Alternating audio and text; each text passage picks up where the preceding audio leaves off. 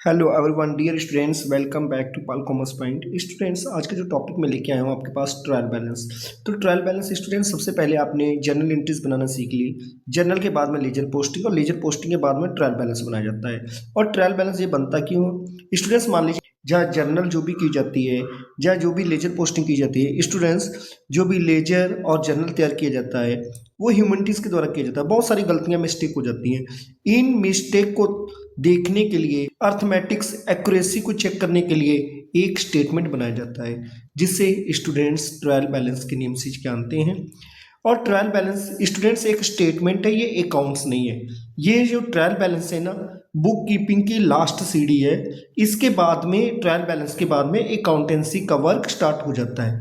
तो चलिए अब हम स्टार्ट करते हैं मीनिंग, और इसके बाद में मैं इसका एक न्यूमेरिकल लगवाऊंगा कि कैसे ट्रायल बैलेंस लगाया जाता है। तो चलिए बनी रहिए सीरीज में। तो अब देखिए, सबसे पहले बात करते हैं meaning of trial balance.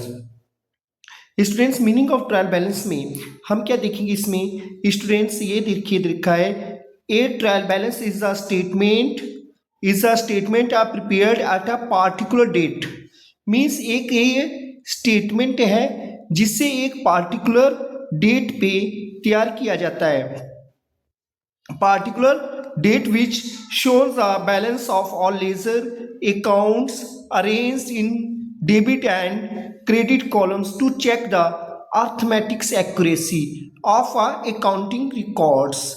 Students, arithmetic accuracy को चेक करने के लिए जो हमारा अकाउंटिंग रिकॉर्ड्स है, इसमें जो अर्थमेटिक्स एरर्स को चेक करने के लिए हम जो स्टेटमेंट बनाते हैं ना स्टूडेंट्स, उसे हम ट्रायल बैलेंस कहते हैं।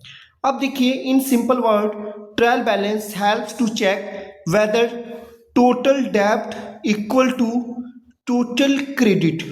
तो स्टूडेंट्स, ये याद रखना होगा आपको कि ट्रायल बैलेंस का जो डेबिट बैलेंस होता है ना, वो क्रेडिट के इक्वल होता है। अगर डेबिट और क्रेडिट इक्वल नहीं हुआ तो समझ लीजिए आपकी लेजर या जर्नल में कहीं ना कहीं आपने मिस्टेक की है, कोई ना कोई आइटम छोड़ रखा है। अब स्टूडेंट्स, नेक्स्ट पॉइंट बात करते हैं, need objectives of trial balance. क्या ऑब्जेक्टिव्स होते हैं ट्रायल बैलेंस की, क्यों नीड होती है? पहली चीज़ तो मैंने अभी आपको बताया कि स्टूडेंट्स ट्रायल बैलेंस जो है अर्थमेटिक्स एक्यूरेसी को चेक करने के लिए बनाया जाता है। स्टूडेंट्स, इसमें से ऑब्जेक्टिव पूछ लेता है आपसे कि जो ट्रायल बैलेंस किस लिए बनाया जाता है, वहां पे ऑप्शन क्या होना चाहिए? Arithmetical accuracy of account. फिर इसके बाद में to help in preparing final accounts, trading account, profit and loss account and balance sheet. इसकी हेल्प से ना स्टूडेंट ट्रेडिंग अकाउंट बनता है, पीएल अकाउंट बनता है और बैलेंस शीट बनता है। और इसके बिना हम लोग इसको नहीं बना सकते। फिर नेक्स्ट पॉइंट है to locate errors in the books of accounts, यानी जो भी एरर्स होती हैं उनको इसके द्वारा देखा जा सकता है। ठीक है, to know the balance of each accounts at a glance, यानी जितने भी अकाउंट्स है उसको एक ग्लैंस यानी एक जगह पे देख सकते हैं। जैसे आपका जनरल हो गया, लेजर हो गया, बहुत पेज भरते हैं ना आप लोग, तो ट्रायल बैलेंस में एक जगह पे ही आप आराम से बैठे बैठे देख सकते हो।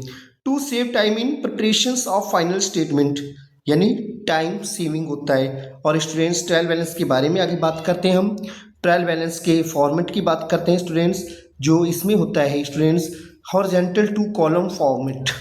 तो इसमें क्या होता है students? Particular debit and credit. देखिए, जितनी भी एसेट्स होती हैं ना, वो सारी डेबिट साइड होती हैं। जितनी भी एसेट्स में आपकी क्या आ गई? बिल्डिंग आ गई, मशीनरी आ गया, प्लांट आ गया, फर्नीचर आ गया, और आपका जितने भी आपकी एसेट्स हैं, मशीनरी है, प्रॉपर्टी, सारी आपकी डेबिट साइड आएगी। ठीक है, इसके साथ में जितना भी एक्सपेंसेस है, जैसे कोई वेजेस पेड की, इंटरेस्ट पेड किया, रेंट पेड किया, सैलरी पेड की, जितने भी एक्सपेंसेस है सारे इधर आएंगे एसेट्स में। यानी ये समझ लो कि जब हमारे पास पैसा कोई भी जा रहा है, या एसेट्स खरीदी होगी या एक्सपेंसेस पे, वो सारे डेबिट में लिख दो। एक्सपेंसेस में जैसे ड्राइंग्स भी इधर ही आ जाता है आपका। ठीक है, ये पॉइंट्स हो गए आपके डेबिट साइड के। ठीक है, अब क्रेडिट साइड में स्टूडेंट्स इसमें क्या लिखते हैं ये याद रख लेना।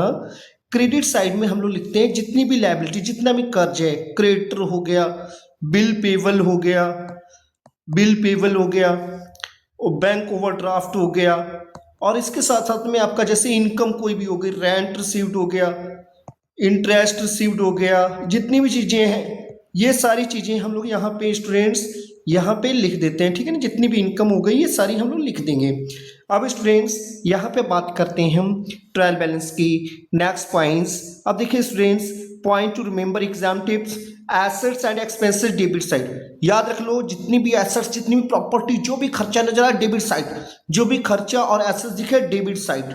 और अगर कोई इनकम और कोई लायबिलिटीज या कोई कर्ज दिखे तो इसको स्टूडेंट्स क्रेडिट साइड अपना आराम से लिख देंगे, कुछ नहीं करना है इसमें, बहुत ईजी है, ठीक है।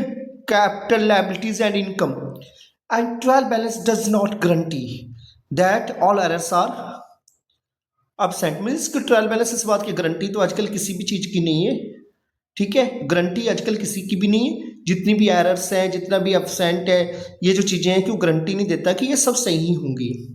It is usually prepared at the end of the accounting period. तो स्टूडेंट्स ये अकाउंटिंग पीरियड के एंड में हम लोग तैयार करते हैं। तो अब चलिए स्टूडेंट्स इसके न्यूमेरिकल की बात करते हैं हम। अब न्यूमेरिकल इसका लगाते हैं। अगर यहाँ तक आपको बात समझ में आ गई है तो स्टूडेंट्स चलिए न्यूमेरिकल्स में, ये देखिए एक न्यूमेरिकल्स है, तो इसमें दे रखा है आपको, ये देखिए ये रॉन्ग दे रखा है, ये जो पॉइंट्स दे रखा है यहाँ पे रॉन्ग दे रखा है। तो इसमें यहाँ पे लिख लेंगे हम पार्टिकुलर्स, और ये स्टूडेंट्स होता है हमारा डेबिट साइड और ये होता है क्रेडिट साइड। अब देखिए स्टूडेंट्स यहाँ पे cash in hand, cash in hand ये डेबिट है तो यहाँ पे सही लिखा है, तो यानी कैश इन हैंड डेबिट में जाएगा। कैश एट बैंक देखिए इन्होंने गलत दे रखा है, तो इसको कहाँ पे लिखोगे आप, डेबिट साइड लिखोगे, ये गलत लिखा है, ठीक है। तो कैश इन हैंड आपका कहाँ जाता है स्टूडेंट्स। अब हम लोग ये देख लेते हैं कि इसमें कौन सा डेबिट साइड का आइटम है, कौन सा क्रेडिट। देखिए कैश इन हैंड जो होता है ये तो डेबिट में होता है, आपको पता होना चाहिए। कैश एट बैंक भी डेबिट है, capital credit, drawings debit, purchase debit, sales credit, return inward ये आपका होता है डेबिट में होता है, जिसे सेल्स रिटर्न कहते हैं। रिटर्न आउटवर्ड ये आपका क्रेडिट होता है, जिसे परचेज रिटर्न कहते हैं। डेटर्स भी डेबिट होते हैं, creditor credit, furniture debit assets है, plant and machinery debit, salary debit, rent debit, carriage inward debit, discount allowed ये भी डेबिट होगा, डिस्काउंट रिसीव्ड ये क्रेडिट होगा, बैंक ओवरड्राफ्ट डे क्रेडिट। अब आउटस्टैंडिंग सैलरी क्रेडिट। अब देखिए कुछ चीज़ें इन्होंने गलत दे रखी हैं तो अब हमें सही करना है, तो अब सही कर लीजिए। कैसे करेंगे, कैश इन हैंड क्या लिखेंगे यहाँ पे, लिखिए यहाँ पे कैश इन हैंड। स्टूडेंट्स ये कैश इन हैंड का अमाउंट है 18,000, 18,000 लिख दो। अब स्टूडेंट्स इसके बाद में cash at bank, cash at bank आपका ये भी आएगा डेबिट में 25,000। अब स्टूडेंट्स इसके बाद में कैपिटल, कैपिटल जो है स्टूडेंट्स ये क्रेडिट साइड में आएगा 1,50,000। अब इसके बाद में 150 के बाद में स्टूडेंट्स, अब देखिए स्टूडेंट्स इसके बाद में ड्राइंग्स, ड्राइंग्स आपका डेबिट में आएगा, ड्राइंग्स 12,000। अब जो नहीं है जिसमें उसको डैश लगाते जाइए ऐसे। अब ड्राइंग्स के बाद में क्या है, परचेज, परचेज कितना है स्टूडेंट्स, परचेज दे रखा है 85,000, तो 85,000 लिख दीजिए।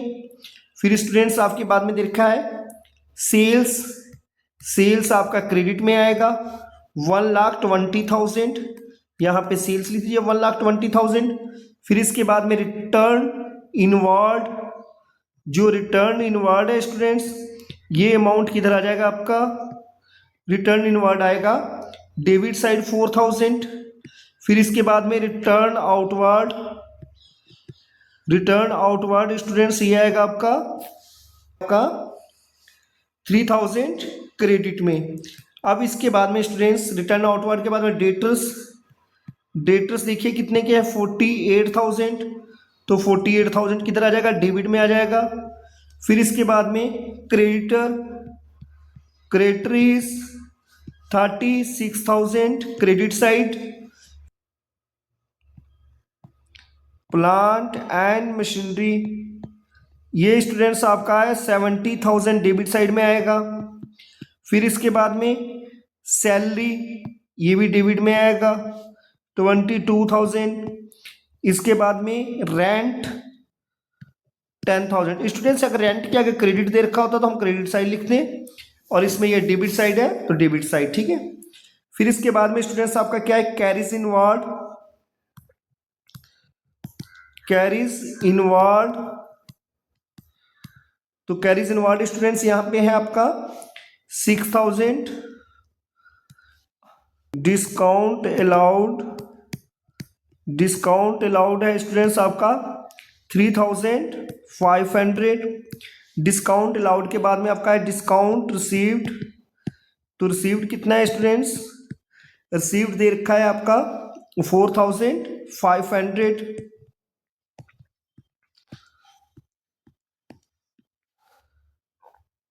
अब इसके बाद में डिस्काउंट रिसीव्ड के बाद में बैंक ओवरड्राफ्ट, बैंक ओडी कितना है आपका 15,000, ये भी क्रेडिट साइड आएगा। अब स्टूडेंट्स इसके बाद में आउटस्टैंडिंग सैलरी, आउटस्टैंडिंग सैलरी, यो आउटस्टैंडिंग सैलरी है स्टूडेंट्स आपका आएगा 5,000।